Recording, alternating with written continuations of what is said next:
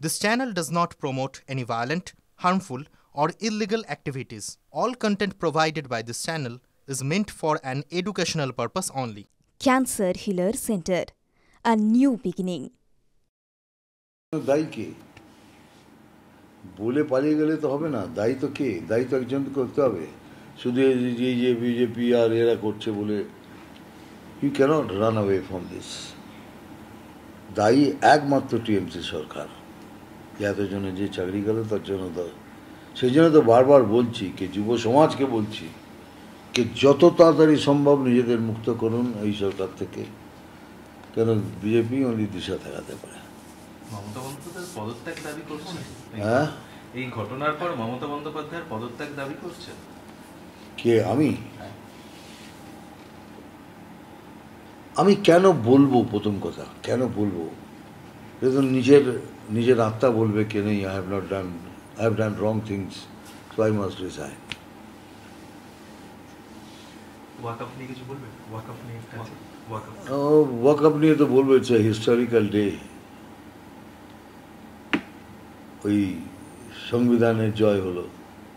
দেখুন, BJP always treated Muslim as brothers, আর বাকিরা সবাই স্পেশালি টিএমসি মুসলিমদের ভোট ব্যাংক হিসেবে ইউজ করছে। এটাই তফাৎ। মানে ভারত কি সেকুলার হলো কালকের পর থেকে? যদি দেখা যায় ভারত তো সেকুলার ছিল, হলো কি ছিল, কিন্তু এই কিছু লোক আছে তারা এই সেকুলারিজমের বাহানা করে ওটাকে ভাগ করছে, বারবার চেষ্টা করছে, কিন্তু কিছু হবে না। স্মার্ট করে হবে। সামনে রামনবমী রয়েছে, কোনো বার্তা দেবেন মানুষের উদ্দেশ্যে, রাজ্যের মানুষের উদ্দেশ্যে? রামনবমী মানে মর্যাদা পুরুষোত্তমের কথা বলতে গেলে, ভগবানের নাম নিতে গেলে শুধু ভগবানের কথাই বলতে হয়।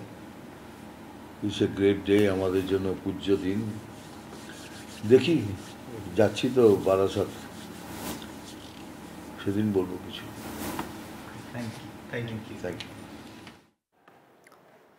এই মুহূর্তে যে খবরের দিকে আমাদের নজর ছিল, গোটা দেশ এবং বিশেষত আমাদের রাজ্য যে দিকে তাকিয়েছিল, আজ সেই রায় সামনে এলো এবং সেখানে আমরা দেখলাম যে নিয়োগে দুর্নীতি হয়েছে এবং সেই দুর্নীতির ফল কি?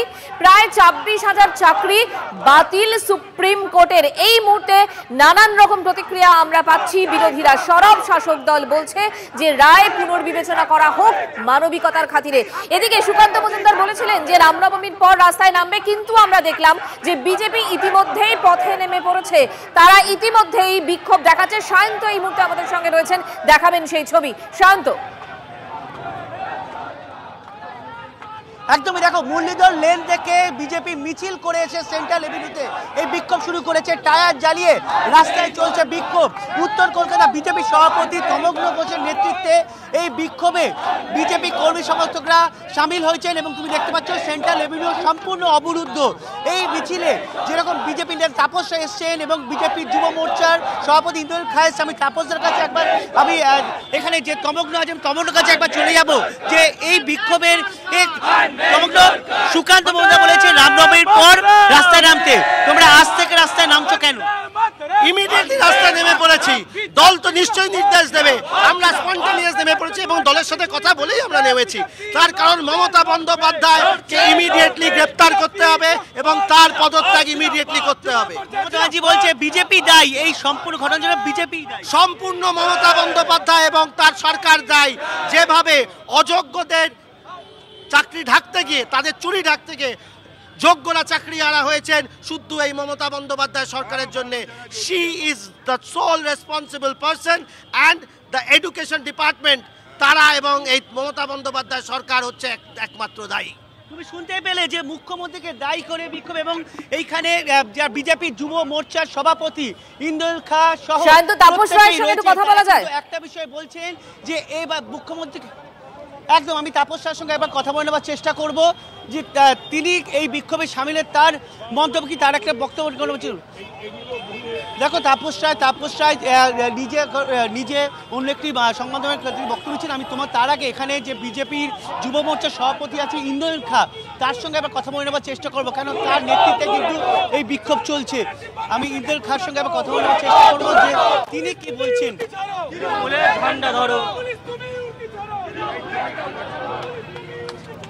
আমি তাপসদা আমি একবার চলে যাবো। তাপসদা, মানে উনি চুরি করার পরেও, দুর্নীতি করার পরেও ওনাকে সাপোর্ট করতে হবে। এখানে বামেরা কিভাবে আসছে, বিজেপিও কিভাবে আসছে আমি জানি না। তাপসদা, একটা বিষয় মমতা বন্দ্যোপাধ্যায় বলছেন যে বিজেপি দায়ী এই সমগ্র চাকরি, যারা চাকরি আনেন তাদের জন্য, যারা চাকরি আনেন তার জন্য বিজেপি দায়ী। তো তাহলে পরে এই দুর্নীতি, এই যে পুরো প্রসেসটা, এই যে চাকরি নিয়োগে যে প্রসেসটা, সেটা যে ফ্রড বলছে এবং সেটা দুর্নীতিগ্রস্ত, এই যে টাকা পয়সা এগুলো খেলো কে? এই দুর্নীতি কার সরকার করলো, কারা করলো, কার নেতৃত্বে করলো? এখানে বামও নেই আর বিজেপিও তো নেই। এই কথাগুলো, হাস্যকর কথাগুলো মমতা ব্যানার্জি না বললেই ভালো করবেন। মমতা বন্দ্যোপাধ্যায় আরেকটা বিষয় বলছেন যে সুকান্ত মজুমদারের যোগ্যতা কি রয়েছে? সুকান্ত মজুমদার ডক্টরেট, এবং সেটা ইস্ট জর্জিয়ার নয়। তুমি শুনতেই পেলে যে তাপসা কিন্তু সরাসরি মমতা শান্ত, বুঝতে পারলাম। অর্থাৎ গোটা ঘটনার দায়, যে দুর্নীতি হয়েছে তার দায় মুখ্যমন্ত্রীকে নিতে হবে এবং সেই বিষয়কে সামনে রেখে বিজেপির যুব মোর্চা এই মুহূর্তে পথে নেমে সেন্ট্রাল এভিনিউতে বিক্ষোভ দেখাচ্ছেন। সেই ছবি আপনাদেরকে আমরা দেখালাম। এদিকে মমতা বন্দ্যোপাধ্যায় কিছুক্ষণ আগে যখন সাংবাদিকদের মুখোমুখি হয়েছিলেন, তিনি বলছেন বিচার ব্যবস্থাকে সম্মান করেন তিনি, কিন্তু তারপরেও এই রায় তিনি মেনে নিতে পারছেন না বললেন মুখ্যমন্ত্রী। চাকরিহারাদের পাশে রয়েছেন তিনি, তার বক্তব্য শোনাবো। will accept the Supreme Court judgment. ওরা বলেছে 3 মাসের মধ্যে প্রসেস করতে, আমরা করে দেবো। আমি এডুকেশন মিনিস্টারকে, আমরা একটা মিটিং করেছি এমার্জেন্সি, সবাই যারা এখানে আছি সবাই মিলে, এবং অলরেডি এডুকেশন মিনিস্টারকে বলেছি যে স্কুল সার্ভিস কমিশন, যেটা অটোনমাস অর্গানাইজেশন, তাদের আমাদের ফিলিংসটা জানাতে, what they will do, it is their decision, but আমাদের ফিলিংসটা জানাতে যে 3 মাস যখন কোর্ট টাইম দিয়েছে, 3 মাসের মধ্যেই প্রসেস করে কোর্টের ভার্ডিক্ট মেনেই যে 25,000কে বাতিল করা হয়েছে তাদের, এবং সেই সময় যারা অ্যাপ্লাই করেছিল, এটা 2016 কেস সম্ভবত, সেটা এসএসসি যা ভালো বুঝবে, ইটস অটোনমাস অর্গানাইজেশন, তাদের মতো করে করবে। এবং আমরা চাই এটা তাড়াতাড়ি হয়ে যাক, কারণ এদের ভবিষ্যৎ যেন হেলদোলের মধ্যে হিন্দোলে দোলা না খায়। মানবিকভাবে তাদের পাশে দাঁড়াতে এসেছি। 26,000 চাকরি বাতিল হয়েছে, আর উত্তর থেকে দক্ষিণ রাজ্যের গোটা যে চিত্রটা সামনে আসছে তাতে স্কুলগুলোর ভয়ঙ্কর অবস্থা। এই মুহূর্তে একটা ছবি দেখাবো আপনাদের। নিয়োগে দুর্নীতি, ফারাক্কাতে শুধুমাত্র একটি স্কুলেই 36 জনের চাকরি বাতিল হয়েছে। অর্জুনপুর হাই স্কুল, 60 জনের শিক্ষকের মধ্যে 36 জনেরই চাকরি নেই। কিভাবে চলবে স্কুল, কি ছবি এই মুহূর্তে? সরাসরি চলে যাব, কৌশিক রয়েছেন আমাদের সঙ্গে। কৌশিক, দেখো, একদমই মুর্শিদাবাদে যে এসএসসি চাকরি চলে গেছে তার প্রভাব পড়েছে কিন্তু সব থেকে বেশি মুর্শিদাবাদে। বলাই যায় একটি স্কুলে 36 যে চাকরি হারিয়েছে, এবং সেটি হচ্ছে ফারাক্কার অর্জুনপুর। সেখানে 60 থেকে 70 জনের মধ্যে শিক্ষক আছে এবং সেই স্কুলে 36 জনের চাকরি গেছে। সেখানে স্কুলটা চলবে কি করে? স্কুল কর্তৃপক্ষ কি ভাবছে? দেখো, প্রধান শিক্ষক জানাচ্ছে কিভাবে স্কুল চলবে তিনি সেটা ভাবতেই পাচ্ছেন না, কারণ এমনিতেই প্রয়োজনের তুলনায় কম শিক্ষক ছিল। তারপরে যদি একসাথে 36 জনের চাকরি যায়, সেই জায়গায় কিন্তু আরও চিন্তা বাড়ছে এই স্কুলে, এবং আগামী দিনে কিভাবে রূপরেখা হবে সেই নিয়ে কালকে কিন্তু একটি বিশেষ মিটিং ডেকেছে স্কুলে, এবং এর পাশাপাশি তিনি জানিয়েছেন শিক্ষা দপ্তরকেও তিনি জানাবেন এইভাবে যদি হঠাৎ করে যদি এইরকম ঘটনা ঘটে তাহলে সেই স্কুল কিভাবে চলবে। সেখানে যেহেতু প্রায় 10,000 ছাত্রছাত্রীর সংখ্যা রয়েছে, শুধুমাত্র ফারাক্কার অর্জুনপুর এমনটা নয়, মুর্শিদাবাদে আরও বেশ কিছু এরকম স্কুল রয়েছে, যেমন ভগবানগোলার একটি স্কুলে 21 জন গেছে, এবং ভগবানগোলা 2 নম্বর ব্লকের যে রানীতলা হাই স্কুল সেখানে 18 জন শিক্ষকের চাকরি গেছে।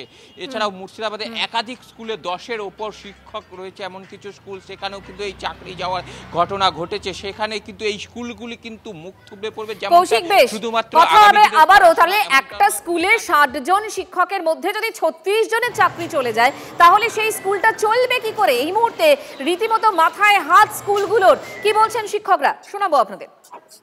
অর্থাৎ লিখিত অর্ডার কপি সেটা আমরা এখনো পাইনি, তো অর্ডার কপিটা কি সেটা না পড়ে কিছু বলা এই মুহূর্তে সম্ভব নয়। তবে বেসিক যতটুকু জানা গেছে তাতে প্যানেলটা হয়তো ডিসকন্টিনিউ হচ্ছে এবং হয়তো ফ্রেশ একটা রিক্রুটমেন্ট প্রসেস হবে, এতটুকুই জানা গেছে। এরকম একটা রায় হবে কেউই আশা করেনি, কারণ কারোর এগেনস্টে প্রথমত কোনো অ্যালিগেশনস নেই, প্রত্যেকে প্রচণ্ড খাটনি করে চাকরিটা পেয়েছিল। কয়েক পার্সেন্টেজের জন্য এতগুলো নির্দোষ মানুষকে শাস্তি দেওয়া হচ্ছে, এটা তো কোনোভাবেই কাম্য নয়। আনটেন্ডেড ক্যান্ডিডেটকে টাকা ফেরত দিতে বলা হচ্ছে না, অর্থাৎ পরোক্ষভাবে ওনারা স্বীকারই করে নিচ্ছেন যে কারা যোগ্য এবং অযোগ্য, কারা দুর্নীতি করে পেয়েছে এবং কারা দুর্নীতি করে পায়নি।